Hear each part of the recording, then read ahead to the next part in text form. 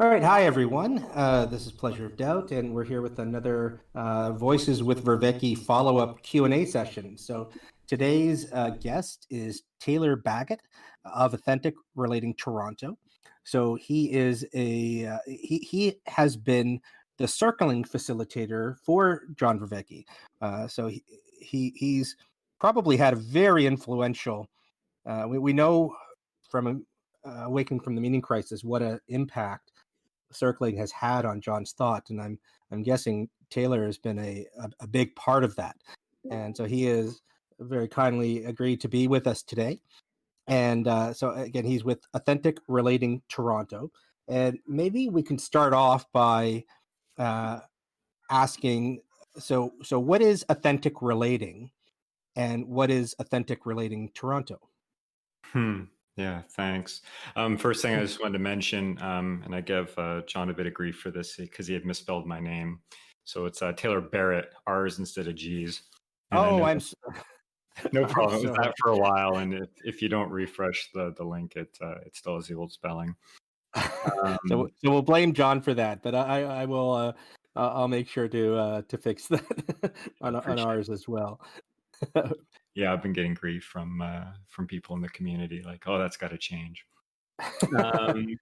So authentic relating. There's sort of two pieces to authentic relating. There's authentic relating as sort of to put it simply, like a way of being, and then there's authentic relating practice, which is usually like a series of exercises that sort of help us with that way of being. And I imagine Guy Sengstock might argue this a bit, which is fine considering he's considered the founder of circling. But I'd say it's largely considered that circling is an authentic relating practice. So for us, when we talk about authentic relating, or what we talk about, or what we mean when we talk about authenticity, is what we're striving for with our authenticity is that our outward expression more accurately reflects our inner experience. And that's really what we're sort of getting at. Is another way of looking at that is maybe transparency, though something about that doesn't quite fit. So it's really like, how much are we able to or willing to put into words to express what we're experiencing when we're in relationship with somebody else, whether that's a business relationship, a friendship, a romantic relationship. So that's sort of the authentic relating goal. If we can even just, get 1% more authenticity in our communication, that's a little bit more truth in that communication, and we're sort of engaged in authentic relating practice. Authentic Relating Toronto is a community that was started probably about nine, almost 10 years ago. Co-started with somebody who's still involved, Josh Stein, and I forget the name of the other guy right now. And then about 5 years ago, my wife and I took over leading the community from Josh as he wanted to step away from it. And we're, on Meetup, we're a community of, about 1,900 people. But in reality, within a given year, we're probably seeing a couple hundred unique people come through. A lot of people stick with it. A lot of people, it's not for them, or they're not ready for it. We have doing a little over 100 events a year right now related to authentic relating practice and circling. We do trainings in authentic relating practice, circling, facilitation, self-leadership. So that's sort of what's happening with Authentic Relating Toronto. So are these online events or in-person events? Well, up until the pandemic, almost everything was in person, with the exception that we had just recently started an online version of our core practice series, which is, where a group of a handful of people are together for a quarter doing weekly circling practice. That was the first online event that we had that was consistent. Since the pandemic, we've moved everything online, but have had to cancel some of the trainings just because the amount of work to convert them online based on, this wasn't going to line up. And the people who want to do it really want to do it in person. So we've been sort of in a holding pattern with some of our more advanced things. as a result of the pandemic. All right, so I'd like you to, in a minute, talk about circling, maybe explain for us what it is. But so you said circling is a part of authentic relating. Is circling the main part of your business, so to speak, or do you do events and activities outside of circling? Yeah, we definitely do things outside of circling, much like the experiment, the project in dialectic that John and I were talking about. Currently running that under Authentic Relating Toronto, although I'm not sure if it will stay there. That I haven't decided, but it's been really good to use people that have these circling capacities into this new type of conversation. But in terms of circling and authentic relating practice, yeah, I would say that circling, like one way to look at it is circling is sort of the marathon. It's sort of the main event. And to me, authentic relating practice is going to the gym and working the muscles so that you can do the marathon. The framing I usually hold for authentic relating practice is you go to a gym to sort of work on your physical fitness. To me, authentic relating is going into a gym to work your emotional, interior, self-awareness muscles. So we'll do a particular experiment. It has various constraints, like a piece of equipment in a gym would. And sometimes some of that gym equipment feels really weird and contrived and like really restrictive. But you do the motion and you keep doing it and you get stronger in that area. So that's sort of the frame that we've been holding for a long time. And then when you've got this great physical or emotional fitness, then I think what's available in circling is almost limitless. So that's one frame I would hold for it. So are there what other activities other than circling would one do in these sessions? Yeah. So the type of events that we have that aren't circling specific, we run events called T groups, which is short for training groups, which comes from the sensitivity training groups from the 1950s and 60s. So that's been around for a while. It's a highly present moment-based exercise. The intention of that exercise is to sort of start to notice the impact that we have on others through being stubbornly committed to the present moment. So that's one type of practice that we've been doing for a while. And we're one of the few authentic relating communities in the world that seem to be consistently doing T group. I think it's a really great sort of feather in the cap, to use John's phrasing, a great practice for an ecology of practices that would help you be, say, better at circling.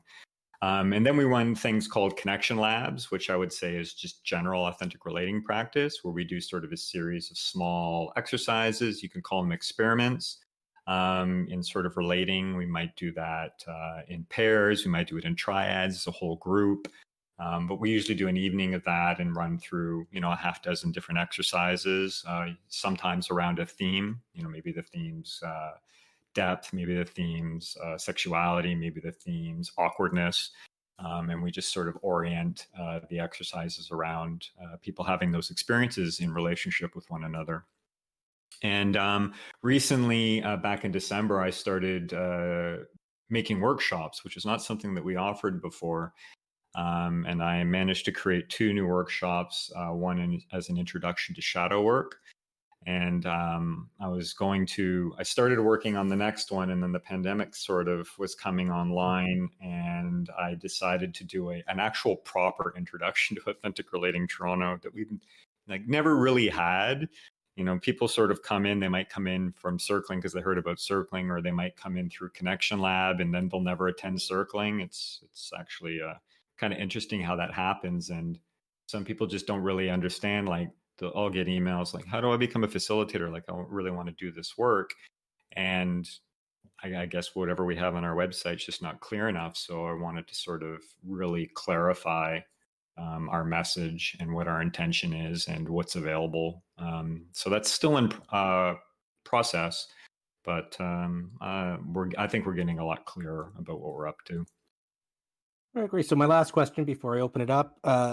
So John talks quite a bit about circling in Awakening from the Meaning Crisis, but he doesn't go into that much detail. And so some people here may have more or less an awareness of what circling is. But could you just take us through what is circling? Yeah, right. How much time do you have? That's it. Yeah. Yeah, Is, just is to that give you a is heads that the end up of when our we hour? do Yeah. when we what's that? Yeah, I said, is that the end of our hour? Yeah. When we do an intro night and we introduce people to the practice, it generally takes an hour before we're ready to actually start doing the practice. I'll take a little stab at it that hopefully doesn't take too long. I'll keep it a bit generic. So the type of circling that we tend to offer in our drop-in events is what's called birthday circling. It's a facilitated practice, and somebody sort of volunteers to have the group's attention, and we keep bringing our attention, like they become the focus of our attention. And what we're attempting to do is to sort of get, in so much as we can get, what it's like to be them right here, right now with us. And we do that by asking them what it's like to be with us. And we share the impact of what it's like for us to be with them. So we sort of start to notice what's here between us in the present moment. Another way to put it is it's an intersubjective meditative practice, meaning that we're generally talking about our subjective first person experience from the interior. And it's a meditation because we're noticing what's happening in us during the circle. We're getting information about what's happening for the circlee and the others in the circle. And we also start to notice the space between us, sort of the we space or the collective space. So that's the meditative part of it. That's about the best I can do in a couple minutes. Great. Well, thank you very much. So let's open it up to questions. Who has a question for Taylor?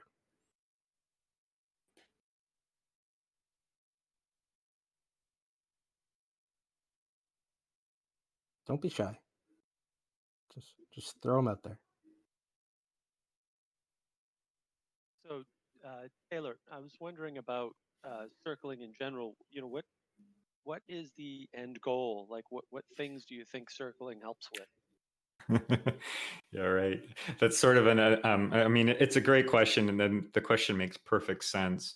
One thing I want to sort of say about it is when I talk about circling, I've sort of gotten this feedback, and it's not specific to me. I've heard other people say it about other circling leaders, is that we sound sort of vague. And there's like this suspicion from some people, not everybody, that like, oh, we're like hiding something. And I could talk a bit about sort of why we do that in a way, but it sort of depends on what frame we're sort of holding about sort of how we experience things and how we experience reality and things like that. But what I would say is that the most simple answer I can give, I think, for circling about what I'm wanting for people in the practice is freedom. And what I mean by that is sort of like that they have choice, that they notice their subjective patterns and start to create choice to move it more into the objective. So I would say that's sort of the thing that I wish for everybody, and that I think that the practice is really good at doing. Like a lot of people do circling because they get reflections back, like a mirror, about what we call the water you're swimming in, sort of highlighting the blind spots of our way of being and how we're impacting people, which is why I think T group is a great associative practice to circling. But what we're doing in the moment is we're just trying to be more fully here and present. So, there's that, I don't know who that's saying. I think it's attributed to Lao Tzu, but I don't know if it's actually his. But there's that saying that if you're worried, you're living in the past. Or sorry, no, if you're depressed, you're living in the past. If you're anxious, you're living in the future. But if you're at peace, you're in the present moment. And early on, after I found circling, after my wife or my then girlfriend sort of showed or introduced me to this, I read a book called A Guide to the Present Moment. No particularly popular author, but what I really just sort of got from that is, there's that idea of the pursuit of happiness and some argument about whether or not that's a good pursuit, something that you should actually pursue. But what I noticed is, through reading that book and sort of mapping it onto my experiences of circling in the early days of it, was that it seems like happiness, like in its purest form, is only available in the present moment. So I think circling is a way to help us get really present, really aware of what's here between any size group of people, to really get to the deepest truth of the moment. And there's just something extremely freeing. And for a lot of people, although it's not our general orientation to sort of steer people toward it in this way, but a very spiritual experience for a lot of people. So yeah, there's just sort of a quality of experience that can be had in circling. And I think that's why a lot of people continue to do it. There's sort of that introspection, learning about themselves. And then there's that different way of being with other people that they didn't really know was possible.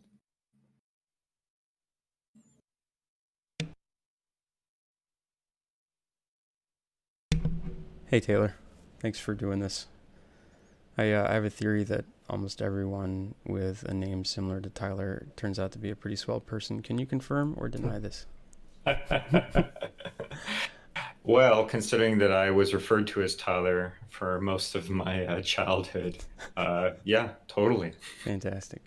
So I think one of the easiest ways to alleviate the potential fears that any new practice may brush up against is to outline some of the negative effects that we may have seen unfold from them. Are there any serious complaints that people may have had once they've gone through the process, or any noticeable negative effects that you've seen yourself?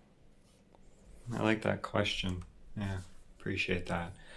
I think, what do I want to say about that? The interesting thing about circling is that no two circles are the same. And in fact, if we were, say, circling you, and we did it today, and let's say we did it with this group of people that are here listening, and then say 2 hours from now or tomorrow, we do the same setup again, circle's going to be completely different. What happens in it is going to be complete, like they're like snowflakes. And some of the reason for that is, well, primarily is because we're different in every moment. There's always something else that's sort of happening for us. Like when we do it again, you'll have the experience of the first one carried over into this one, and it will shift how you experience it. And I think that's part of the reason why we try not to really assert too much about what people are going to get out of circling. So, for example, in circling, we will do often a short meditation to sort of connect to ourselves. And the default of that meditation is usually to sort of focus on our breath and just sort of notice the breath moving through the body. A very basic sort of breath meditation. But the thing is that this meditation isn't comfortable for everybody. And things can come up even just in the meditation. We're not even into the circling practice yet. So I think there's something about circling that sort of reveals a uniqueness, or things that make us unique. And in that, we can all have very, very different experiences being circled. And some people who are maybe, if we need to label them, like a bit more avoidant, the process of circling can be really confronting. Even though we have agreements, and the first agreement is to honor yourself and you don't have to do or say anything you don't want to. And yet we don't all fully possess or stand within that power and autonomy. So to varying degrees in a circle, we might sort of give our power away to other people in the circle, to the facilitator. Like we're just all so different, and the outcome of circling can be also different. So if I would say there's anything that's like a consistent outcome that I would label or potentially label as negative, is some people realizing they're not ready. Like they're not ready to really look at what's already there. And I would say that can be reasonably consistent in terms of the people who don't come back. And it's not even so much that the circle itself or the energy is anyway hostile or anything like that. It's just, we're inviting people into vulnerability, and some of us are more used to it than others, and some of us are okay with the vulnerability hangover, and some of us are like, oh my God, they almost think I'm an idiot, and they just don't come back anymore. But I would still say that's like I think that's a fairly rare sort of thing that happens. And some circles are just boring. Like they can actually just be boring. Right, Lots right. of reasons. What's that? What's that, Tyler? Sorry, I'm having microphone troubles here. No, I was just agreeing with you. Yeah, that there's a wide range that can go back and forth between interaction, right? Yeah, Traumatic and boring. exactly. Yeah. So I mean, some of them can even be boring, and for those who come in attached to a certain outcome, and they don't have that expectation met, they might not come back. I think that's pretty common for most practices. Like, we get out of the practice what we put into it. And if we're not really, really ready for the practice, then we're probably not going to come back to it, period. So I don't know that circling's unique in any particular way, other than, there's this socialized sort of way in which we can be where people are threatening. People can be really exciting, but they can also be really threatening. And if we have some, like a real fear of judgment and maybe not a lot of resiliency in that area, we might freeze up or just realize like, oh yeah, no, I can't, that was way too scary. And meanwhile, a different person, same content could be shared, and they're just like, oh yeah, like when do we start taking our clothes off? So there's a really wide spectrum of what people are looking for in relationship with people in the practice. And the cool thing about it is the practice is very flexible, and that's also in some ways a detriment, because I can't actually tell you what's going to happen in the circle. You might not want to actually reveal much about yourself, and we'll actually spend most of the time in the circle in the resistance of not wanting to share. Like that's the thing we'll be with. So we actually won't necessarily learn, not that we're ever there for content, but we're not necessarily going to you're not going to be necessarily vulnerable about the thing that you're resisting being vulnerable about. But maybe if we can more fully be with the resistance, that can be interesting. It can also be, again, it sometimes can be boring. It just depends on the makeup. Yeah, and it really sounds like it may depend on the skill of the facilitator or whoever's helping to shape that process. It seems like there is a great deal of variance there with regards to how people will respond to it as they come into it for the first time. Totally. Yeah, totally. I mean, and that's why we have a training course, a certification process.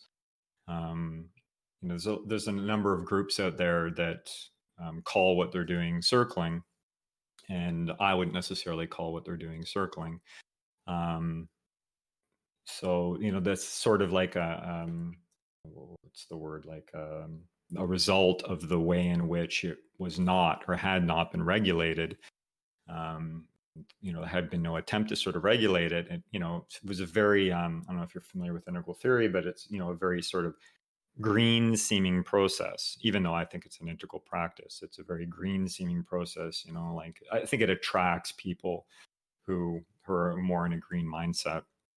And from that place, it there starts to be things about, no, it should be sort of free for everybody, let's not regulate it. And we're sort of blind to the things that happen when somebody turns around and does bad therapy or something and calls it circling. It potentially devalues the thing that the people who know what they're doing are doing or offering. So it's a sort of a tricky thing when you have a generic, especially such a generic term like the word circling. Right. That does seem like a serious branding issue. And well, how do you solve that? That is an interesting question. Because the authenticity of it is in the procedure itself, right? In the acting out of it.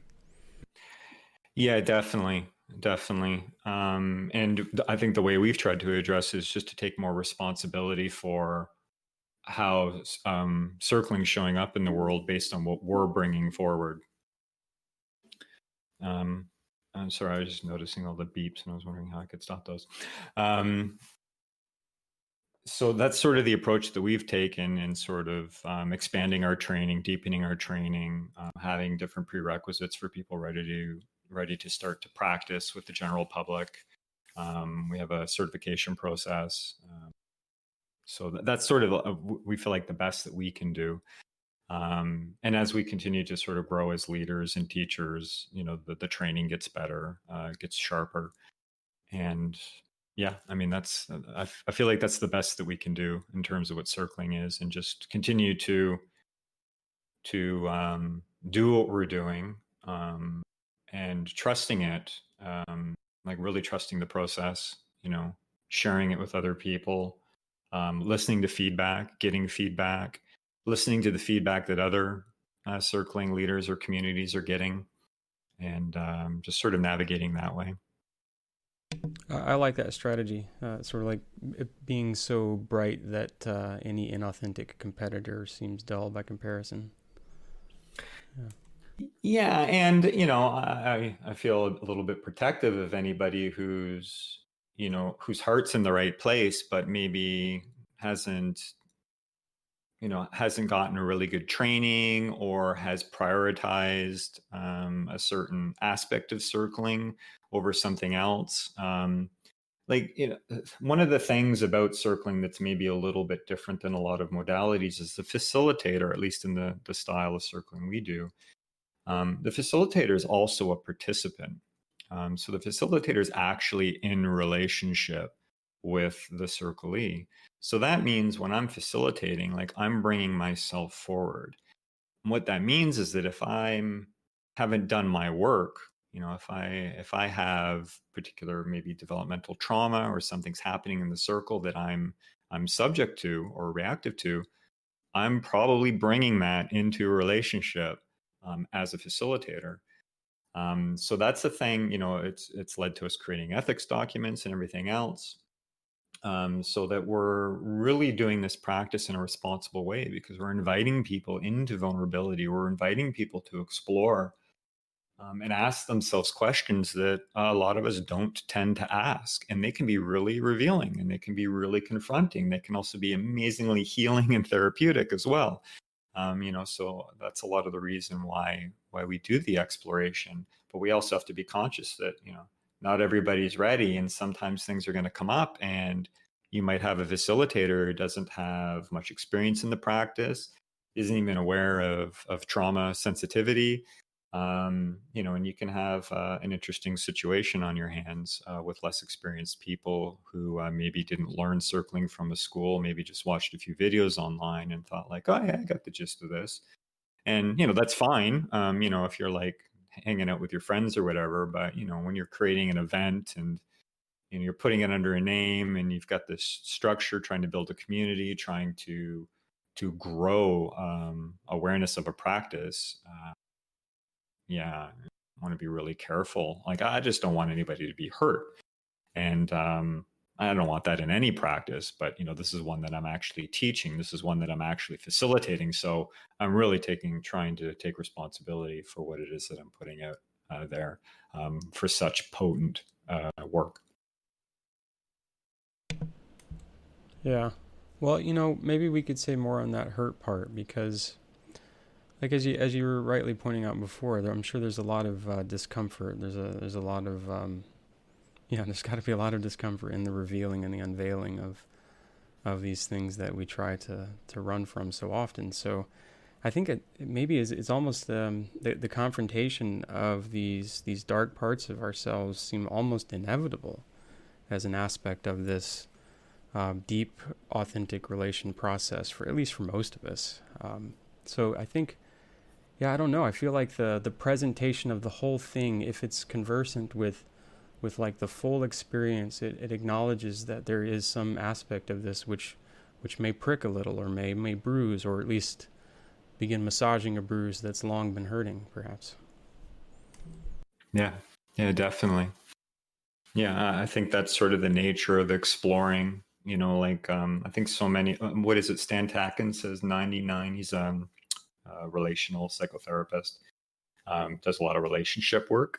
He wrote a book called what is it? He's written a few books actually around relationships and love. Anyhow, he says 99 or 98% of everything that we do is automatic. Like we're just reactive beings. There's not a lot of conscious thought throughout our day.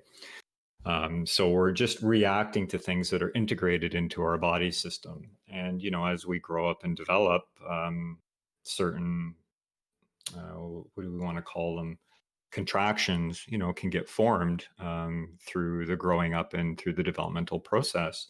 And these sort of become, maybe to use a nice term, like a sticking point for us in relationship. Usually it's somewhere where as a child you were sort of told your way of being is not okay. Your expression is not okay. You're too much, or you're not enough, or whatever that is. And it gets really integrated. And then as we sort of grow up and move into adulthood, and we move into that real busyness, that real 99% of our day being automatic and sort of ingrained in like a real habit and pattern, it can be confronting just to sit in a circle in silence and slow down, like just to sort of like, okay, you don't have to do anything right now. You just need to be, in so much as you can allow yourself to be in this moment.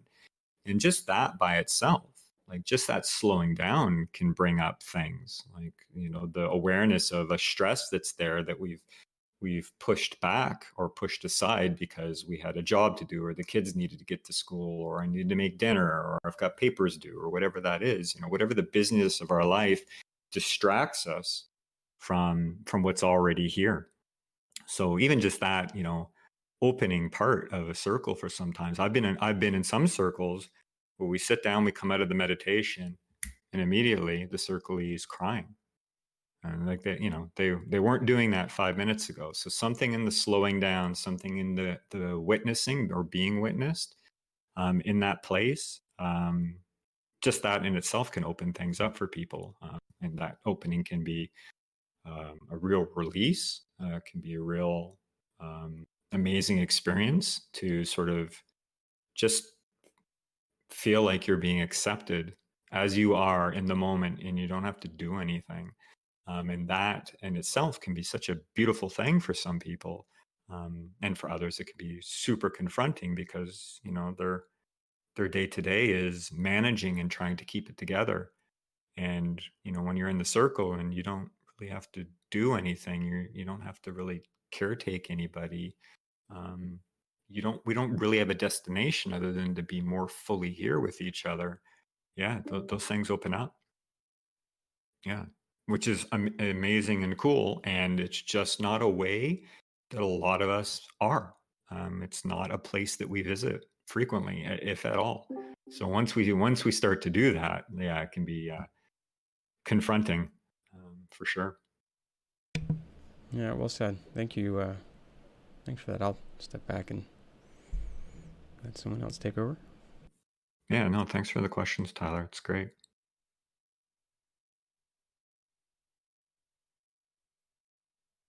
Anyone else have any questions?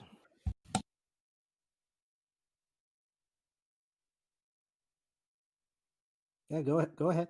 Hi, Taylor. Thanks for sharing today. Yeah, no problem. I'm curious. It sounded like you mentioned that you have run groups that have been like a consistent week to week, same set of people, as opposed to groups where it's just kind of random each time. What have you noticed in those groups where there has been that consistency? Yeah, no, for sure. Yeah. So what we've noticed is, and what consistently happens is, the way that I would phrase it is, we start to get, start to feel a little more safer. And I sort of, you can't see me because this is not video, but I put quotes around the word safer, because number one, when we're in the group, we know we're going to see the other people in the group next week. So when it comes to sort of revealing something or like sharing something that might be really edgy, like to turn around and tell somebody like, oh, I'm really annoyed that you said that. Like that can be really hard for somebody to say, especially if they're conflict avoidant. However, based on the agreements that we sort of hold in the space and the knowing that that person is committed to being there again, I've seen it allow more possibility in what people will share because of this safety and this trust, either trust based on how the other people in the group have been responding to them or interfacing with them, or trust in that, like, I know at least I'm going to see you next week, and even though there's only 5 minutes left in our call, like we can clean this up next week. So those sorts of things really seem to free us up to sort of start to have these maybe riskier expressions, and from that place we are more able to go deeper into sort of our experiences or our truth in the group, in the relationship. So that's a very consistent thing that we see in that group, which is why we run the group a little bit smaller too. So it's a little bit more intimate when we run the circles in those groups. Whereas, if we do a drop-in event, we might have, 10 people in a circle. Whereas when we're doing the core practice group, we only have about 5 or 6 people in each circle. And the other piece too is like you can carry on a thread, or you can start to notice patterns in sort of like, oh, what is it about this guy? I'm always like getting butt up with Tom over here. We always seem to be sort of like avoiding each other, like it takes repeated sort of time in these relationships to start to notice these things, unless you're like have a really good and high capacity of self-awareness and perception. So yeah, just more is available in the committed groups, beyond the fact that we're actually doing, over a quarter, 40 hours or so circling over that span of time, compared to a drop-in event where we might do just under 2 hours of it.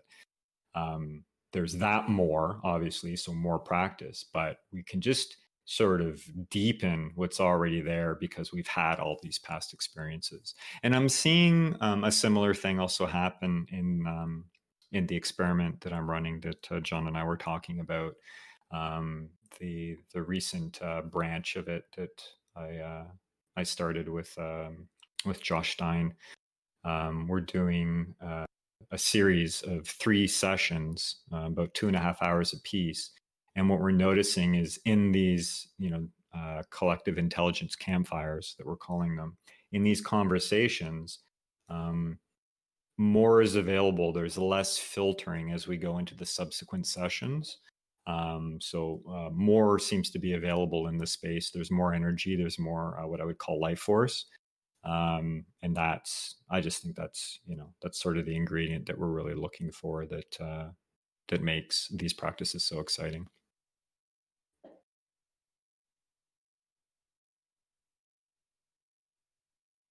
Hey Taylor, can you talk about some of the things that people have reported that have helped them, that after circling, like what sort of improvements they see?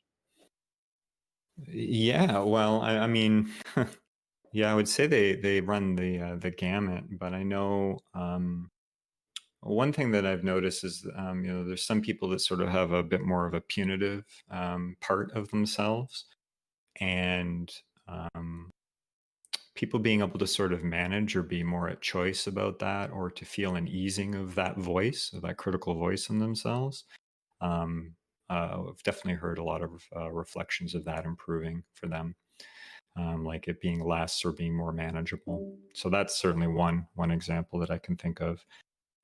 Certainly with the experience of feeling accepted as you are. What we say when we do circling is we say, circling is not therapy. Like, we're not here to change you. We're not actually here to like heal you. Like, if you have a problem, like, it's not a support group. And an underlying theory on sort of accepting somebody as they are can be seen in Gestalt therapies, the paradoxical theory of change. And that one sort of suggests that the more in which we try to get somebody to change, the more they dig their heels in. And it's only when we can come to acceptance of them that they can start to accept themselves, and then real transformation is possible. And we've seen that. We've seen that a lot. I mean, circling just for me has been massive in my own development. The anecdote that I usually share about circling is, before I came into it, I felt very misanthropic. Like, I really didn't like people. And I sort of blamed everybody out there for everything that was wrong in my life. Something that I inherited lovingly from my father, but nonetheless embodied quite wholeheartedly. And sort of through the practice of circling and being with other people, and we see how alike and also how different we are. It's a beautiful way of getting a different perspective. I remember having some experiences with people of different races, and sort of hearing that firsthand account and being with them, like the way in which we're with somebody in circling. About an experience that I can't have as a middle-aged white guy, but I can really feel and be with and get a real taste through the practice of what it was like for those people to go through some of the experiences that they've shared in circling. And I can imagine, although I can't confirm, but I can imagine feeling heard and seen in that place by somebody who normally can't relate to that has got to be, well, calling it special is probably undercutting it a fair bit. So yeah, I mean, even just some people starting to bring more self-awareness and being able to notice distinctions in their emotions, like, rather than just being mad, it's like, I notice I'm frustrated. Actually, no, it's more of a quality of an annoyance. Actually, no, it's more like I'm flustered.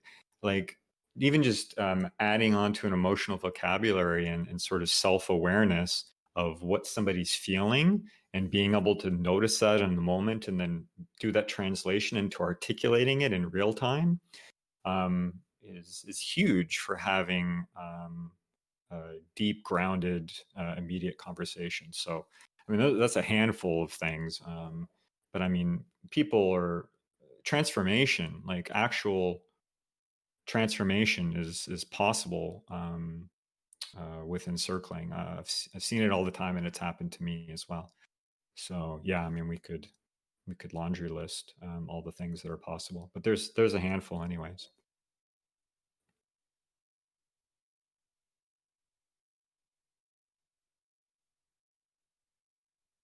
Anyone else have a question they want to throw out? Yeah, are there any online resources for circling that you've seen and you would recommend? I suppose it depends on what we're talking about when we say resources. If it's like things to read about the practice, I would say I don't. I can't think of anything that's necessarily wrong with what's out there. However, given it's such a highly experimental or experiential practice, I think just reading one, authentic relating organization's perspective on circling is a bit limiting. So in that, I actually sort of encourage you, like, you can check out Guy Sengstock's Circling Institute. There's some online platforms that are doing circling, although I struggle to recommend some of them based on some things that I've heard. There is a platform that Circling Europe runs called Circle Anywhere, and where they run daily circles. They do a different flavor of circling called, well, they do birthday circling as well, but they also have another version sort of called Surrendered Leadership. that I would say is an amazingly potent practice, but is not accessible to everybody. It's sort of my judgment about it. I've defended the practice a lot. I love those guys, the three guys that lead that group and that practice. I recently spent a week with them back in January doing one of their advanced trainings, just to sort of see like what's happening with them. I've got nothing but the highest respect for what they're doing, and I think if you attended one of our circling events and then attended one of their circling events, you would see like a huge difference in sort of the way in which the practice is held. And I don't want to say one's better or worse. I would just say that I think ours is a little bit more sustainable. It's a little more, sorry, not sustainable, accessible. Ours is a little more accessible, and theirs is a little, I'll say edgier, for lack of a better term, much more confronting, I would say. And that really lends to the potency of that practice too. I'm sorry, who was the more confronting group? I would say Circling Europe. I would say surrendered leadership practice is substantially more confronting, and I my hesitation to like wholeheartedly recommend it is, it's like there's like so many conditions. I think it could be perfect. I love the practice personally myself. However, there are some people that I've had in circles at art that I would never recommend that they go into a surrendered leadership space. So yeah, it's sort of like a next, we can call it a next level practice. And some people have sort of argued, like, should we really call this circling? And to a degree, they've sort of kind of pulled back from calling the surrendered leadership side of what they're doing circling. And then they added birthday circling, sort of the style of circling that we do at our drop-in events. And they've added those. And I imagine those are much more accessible. I imagine they hold them a little bit differently. For us at art, for drop-in events, we have a yin first approach. If you're familiar with yin yang and sort of like more of a feminine compassion versus a masculine compassion default, and we sort of go more to the yin side for our drop-in events. With surrendered leadership, well, I mean, it's just sort of depends on who's the one that's leading. But I don't think they don't really have a policy. It's more like what the facilitation or the group is sensing in the moment, and that's sort of what they go with. And I've had moments where I've sort of taken on a like dropping the frame that I hold for birthday circling in our circles, and have had some people sort of in on the outside, sort of like, whoa, what was that? like just sort of like not what they were expecting. And it was great. Like, it's just, a great experience in the circle. But we've tried to create something that's a little bit more consistent, that I think fits better for a public, open to newcomers sort of situation. And we tend to only go into the more edgy side of circling and truth telling in our advanced training courses.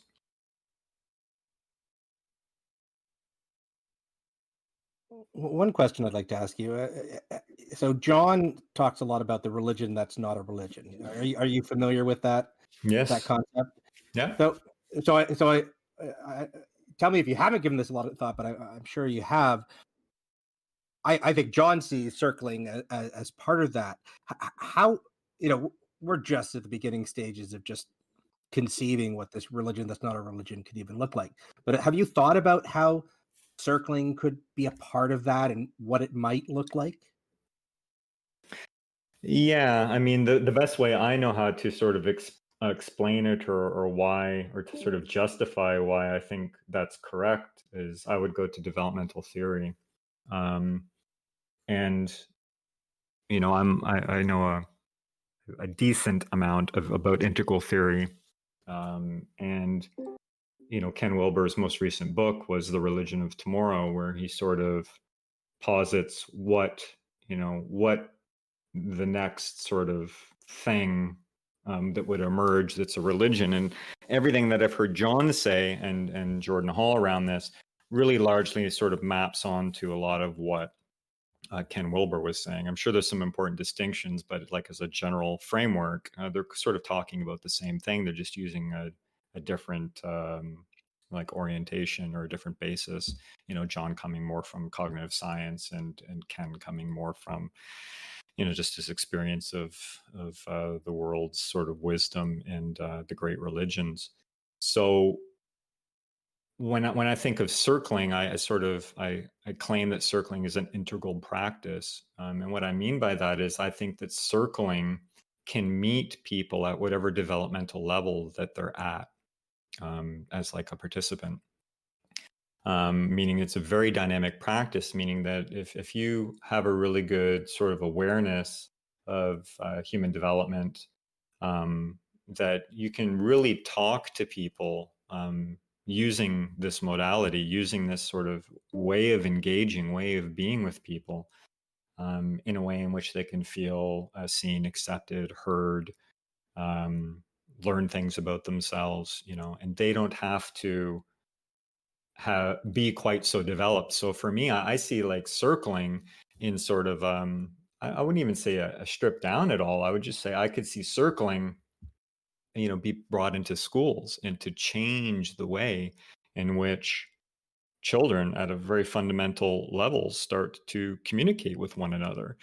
You know, there would be certain things that I probably wouldn't necessarily do if I was facilitating a circle of children, because, you know, I'd be trying to use the practice to meet them at their developmental level.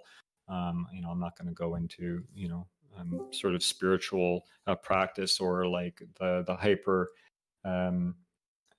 sensitivity that I can have in the moment, you know, that feels like I'm on psychedelics because I'm so in the here and now. Like, I'm not going to go into that with, you know, with a kid, but for them to like really start sharing, like really transparently and really authentically, like, hey, how did that make you feel? You know, when Chris turned away like that, you know, like to really just call forward, you know, that truth and to accept, you know, everybody, whether they're children or not, you know, where they're at. Like,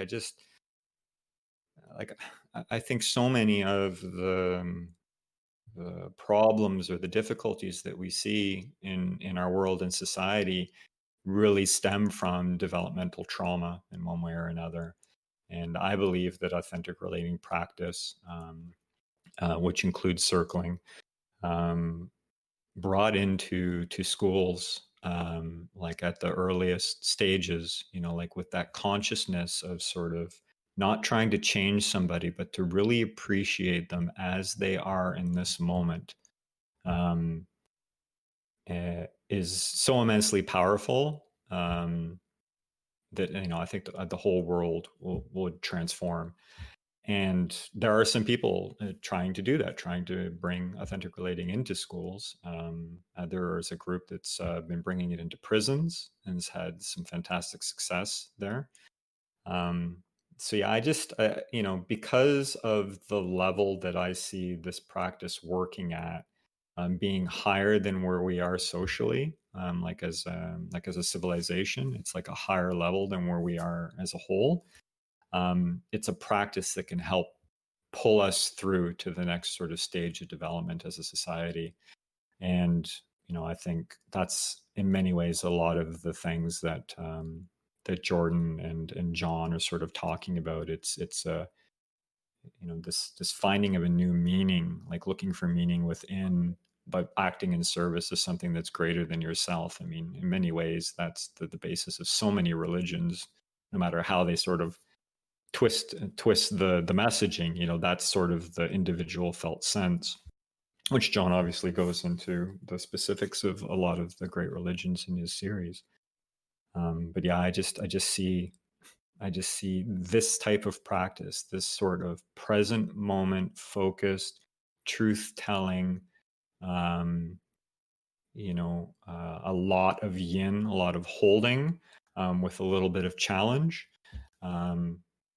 is just exactly what all of us need and needed, you know, when we were growing up. And for various reasons, you know, our parents and our society, had its own challenges that it was dealing with, and it wasn't really able to do the best job. So I think this practice and practices like this are just critical for humanity's sustainability. Oh, what a great note to end on, I think. It's 7:05. So I want to thank you so much, Taylor, for coming here and answering questions. I think we got a lot out of it. I know a lot of people here are very interested in this practice and are looking forward to learning more about it. Apologies for that name problem at the beginning. I haven't had your name spelled right everywhere except in my initial notes that I took off the first video, and that happened to be what I was at that minute. Yeah. So no, No I do worries. apologize. No worries. I Yeah. apologize for that, but thank you again. You're welcome to come back anytime. We would love to have you to answer questions, or just talk about these things, or I mean even demonstrate circling if that's something you'd like to do here on the forum. And of course, you're welcome to take part in our forum and this community that's been developing. Yeah, thanks, Brett. Appreciate the invite.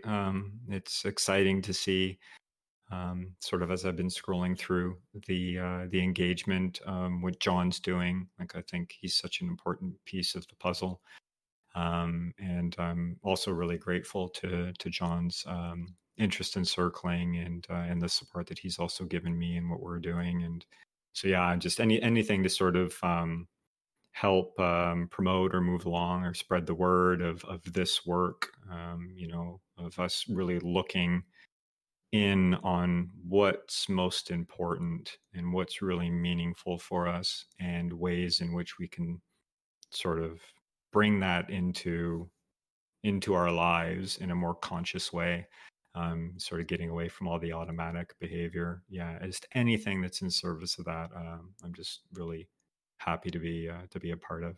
So thanks for what you're doing, and the invite, and for everybody who's sort of engaging in these questions and in these this thought process and this sense making. Like, these are the things that we need. We need more of it. Yeah. Thank you. All right, so thanks everyone for joining us for this Q&A. We will end the recording now. We'll be putting it up on the Awakening from the Meaning Crisis Discord YouTube channel, and the links are up in the I think, I forget actually which one it is. Maybe there's links above. I'll put it in the announcements for the YouTube channel. And thank you, Tyler, for recording, and have a great day, everyone.